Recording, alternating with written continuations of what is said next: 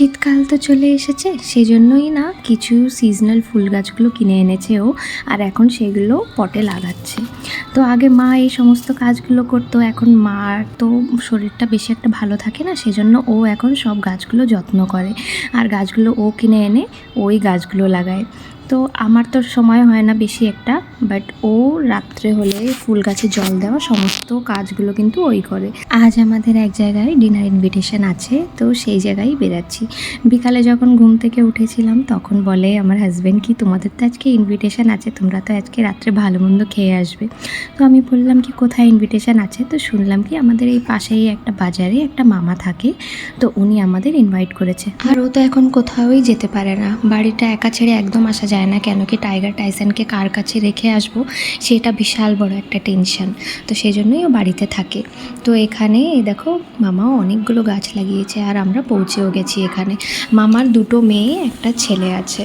তো আমি এই যে গাড়ি থেকে মিষ্টি আনাটা ভুলে গেছিলাম, আবার গিয়ে মিষ্টিটা নিয়ে এসেছি। আর এই যে এতদিন পরে এই নারকেলের নাড়ুটা খাচ্ছি, এত ভালো লাগছে। এই বছরে সত্যি বলতে গেলে নাড়ুটা খাওয়াই হয়নি, লক্ষ্মী পুজোর সময় করা হতো, বাট এই বছরটা করা হয়নি, সেজন্যই আর নাড়ুটা খাওয়া হয়নি। তো এই যে এখানে এসে নাড়ুটা খেলাম, খুব ভালো লাগলো। আর এইবার না চিনি সবার সঙ্গে ভীষণ মিশেছে জানো।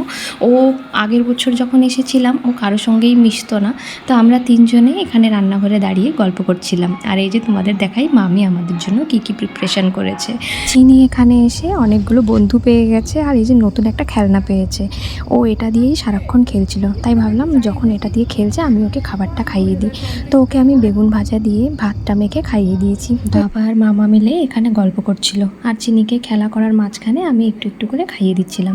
চিনির খাওয়াটা হয়ে গেছে, এবারটা আমরা খেতে বসবো। আর মামি আমাদের সবাইকে এত করে ভাত দিয়েছিল যে আমাদের ভাতটা তুলে রাখতে হলো, কেন কি আমরা কেউই এতটা ভাত খাই না।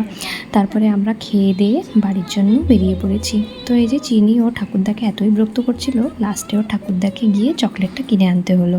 তো আজকের ব্লগটা তোমাদের কেমন লেগেছে অবশ্যই জানিও কমেন্টসে। টাটা।